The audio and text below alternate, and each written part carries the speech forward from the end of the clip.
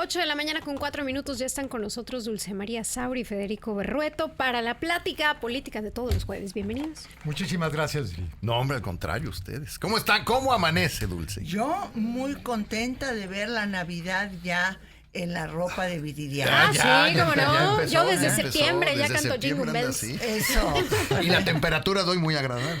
Bueno, el pronóstico dice que la heladez va a llegar hoy en la tarde. Sí, hoy llega, Cuando hoy menos estrenamos. nos los han estado anunciando desde el lunes y el calor cada vez está peor. Sí. Y ahí está la esperanza, la esperanza. Y la mañana temprano le hacíamos la aclaración a todas aquellas personas que no viven aquí o que vienen llegando, que no se burlen de nosotros, porque para nosotros 22, 23 grados ya es considerablemente Claro. fresco. Sí. Así que Heladez, es la exactamente. heladez, así que por favor comprenda.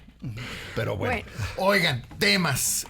Pues lástima, ayer un día, bueno, no precisamente ayer, porque esto se venía planeado desde hace mucho tiempo, desaparecen los órganos autónomos. Adiós. El dinero se lo quedan, lo que desaparecen son los órganos.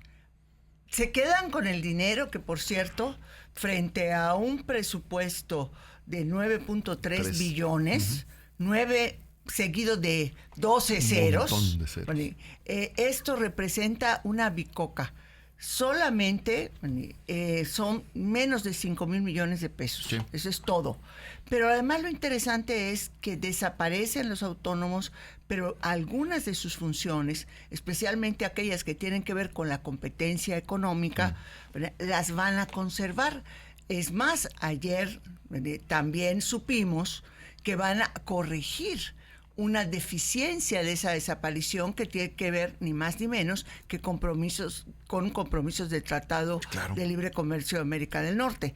Pero ahí no va la situación. O sea, desaparece una opción que representa los datos para que prevalezca y se entronicen los otros datos, los datos del gobierno. Porque, ¿cómo entender que cuestiones como el Consejo Nacional de Evaluación de la Política Social, el Coneval, que además cuesta 2 pesos, lo desaparezcan? Coneval, que se dedica a la medición de los impactos de las políticas públicas de atención a la pobreza. Esa es su función, su misión. Desaparece. Y no hablemos ya del Instituto Nacional de Acceso a la Información. Ese está totalmente asociado al periodo en que vimos la esperanza de un país más democrático. Transparente. Fue la primera institución producto de la alternancia y que además su iniciativa no provino ni del Ejecutivo ni del Legislativo, sino fue construida por un movimiento de ciudadanas y ciudadanos que ofrecieron la propuesta al Legislativo y el Legislativo la procesó y la aprobó. Es una institución que nació de la democracia en el país, por eso acabar con el INAI es empezar a lastimar la democracia. Pero como se dice ahora que no hay que hablar de cosas que abstractas como eso, libertad, democracia, eso no, hay que hablar de las cosas concretas. Sí. Y en lo concreto, yo ya no voy a tener la opción de acudir a una instancia independiente para acusar cuando el gobierno no me quiere dar información. Sí. Información que va desde cuál es la mejor escuela evaluada en la zona donde vivo para que yo pueda inscribir a mi hija o a mi hijo, hasta el problema de que no me quieren dar los datos de mi marido para las pensiones, cuando quedé viuda y necesito hacer un reclamo, y el ISSSTE o el IMSS está haciendo guaje y no me quiere dar datos. Claro. Para eso sirve el INAI. ¿Quién nos va a proteger cuando nuestros datos personales sean vendidos en un tianguis, para que luego nos estén llamando lo más benigno para proponernos una serie de productos chatarra que no queremos, y lo más maligno para que entren los hackers y se lleven nuestra información? Nos extorsionen. Y nos extorsionen. Eso quiere decir la desaparición del INAI. ¡Carambas! Desde luego, sin el INAI, buscar los contratos que se hacen entre empresas de fulanita y fulanito y el gobierno va a ser más difícil. Estoy leyendo un libro que se llama Los últimos 3 días de Berlín, de Paloma Guernica. Me parece un muy buen libro, pero van citando el modelo y los consejos de Goebbels en el gobierno de Hitler, la propaganda, los pasos de la propaganda de Goebbels. Me he sorprendido los últimos 3 días escuchando puras cosas que estoy viendo ahorita. Repite las mismas mentiras, distrae a la gente. Si las cosas no salen como deben de salir, invéntate un escándalo. Repite la mentira porque la mentira repetida se ha de ser verdad. Y una serie de cosas que asustan. Bueno, la ventaja que tenían ellos es que eran una potencia militar y que finalmente era una estrategia global militar la que, digamos, a buena parte del régimen nazista, pero el tema es que nosotros no estamos en guerra y además si quisiéramos estar en guerra pues nos iría muy mal porque con quien podemos pelearnos estamos en unas condiciones de brutal desventaja. Entonces, no, aquí, y esto lo traigo al caso, porque es inaudito que frente a la amenaza que se cierne en el país, porque es una amenaza real, auténtica, sí. La que se está viniendo por parte del gobierno norteamericano, nosotros estemos verdaderamente contribuyendo no solamente a la confrontación entre mexicanos, sino a destruyendo las instituciones que nos dan una suerte de base para tener una institucionalidad que sirva a la gente y que sirva al país. Ponía el ejemplo la vez pasada, como cuando estamos por enfrentar el caso de la deportación masiva de cientos de miles, si no es que millones de mexicanos y no mexicanos, estamos destruyendo a la Comisión Nacional de Derechos Humanos, ratificando a una persona probadamente, pues no solamente ineficaz, sino inexistente para efectos de la política de los derechos humanos. Todo esto lo traigo al caso porque finalmente lo único que se trata con la desaparición de los órganos autónomos ni es el costo, ni en cierta forma es degradar las funciones, pero sobre todo es acabar con la autonomía. Y es un objetivo y claramente un régimen autoritario que tiene distintos gradientes. Puede ser un totalitarismo, como es el caso del nazismo. Hay regímenes autocráticos, hay regímenes fascistas, hay regímenes, digamos, convencionalmente autoritarios, pero todos coinciden o tienen como constante en acabar con las instancias autónomas, que todo esté bajo control, incluyendo los medios de comunicación. Sí. ¿Preocupaciones por el presupuesto? Absolutamente sí, porque de 26 ramos presupuestales, prácticamente solo 4 tienen incrementos. Y de esos 4, incremento significativo tiene un programa, un ramo que es el de asentamientos humanos, que asumo que tiene que ver con la política anunciada de vivienda. El millón de casas, sí. Sí. Y el otro, los otros ramos, por ejemplo, llama sobremanera la atención que prioridades como salud.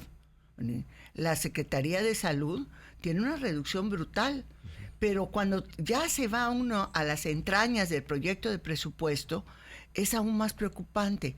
Venía leyendo un análisis del descenso brutal del recurso asignado a la vacunación en la Secretaría de Salud.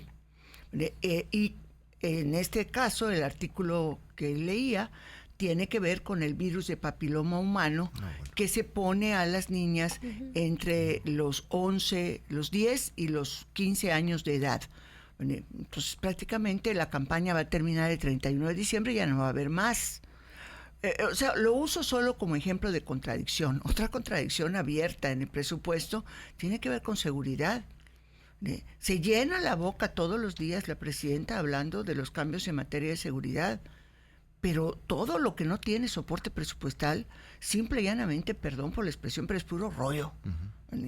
Y en este caso, el descenso del recurso asignado a la Secretaría de Seguridad y Protección Ciudadana es también significativo.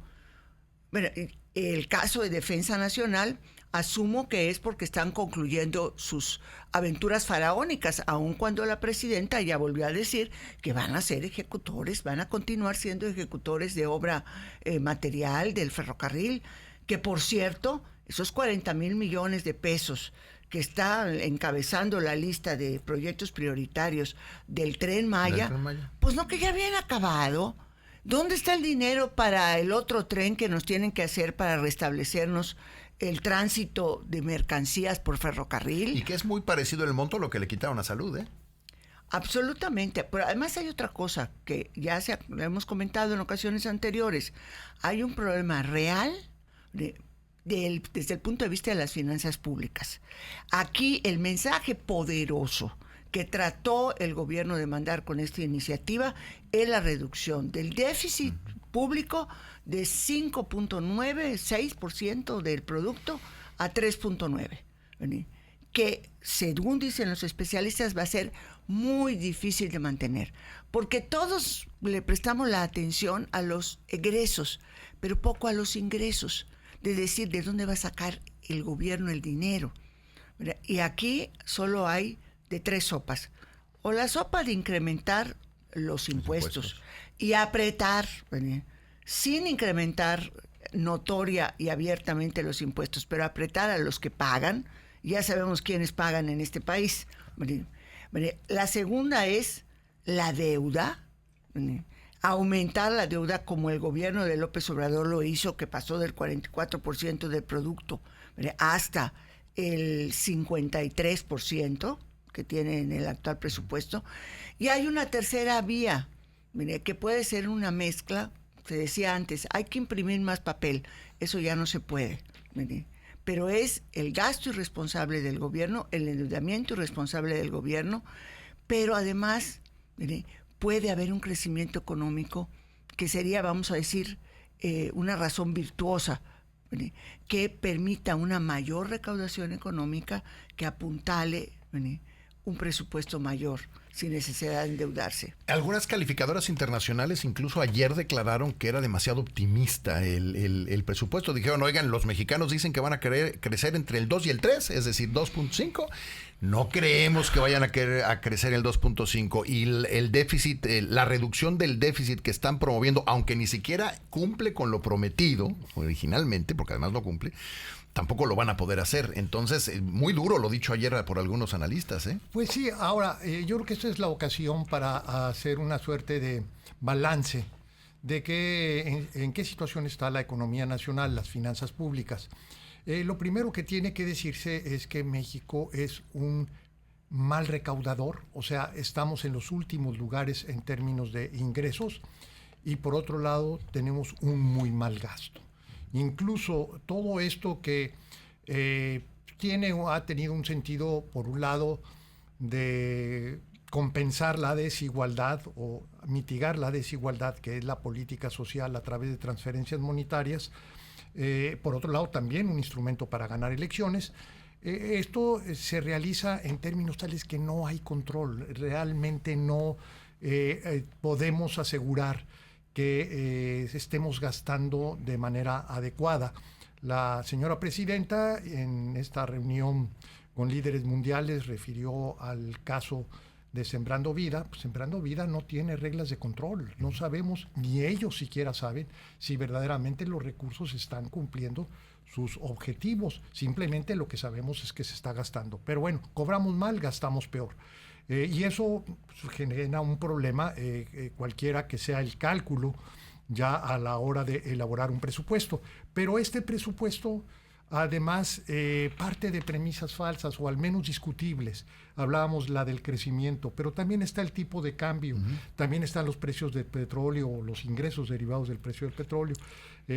Y así, conforme le van escarbando, estamos encontrando que está pues en condiciones muy frágiles de difícil cumplimiento. ¿Qué es lo que sucede cuando no se cumple? Lo que señalaba Dulce, vamos a recurrir al crédito.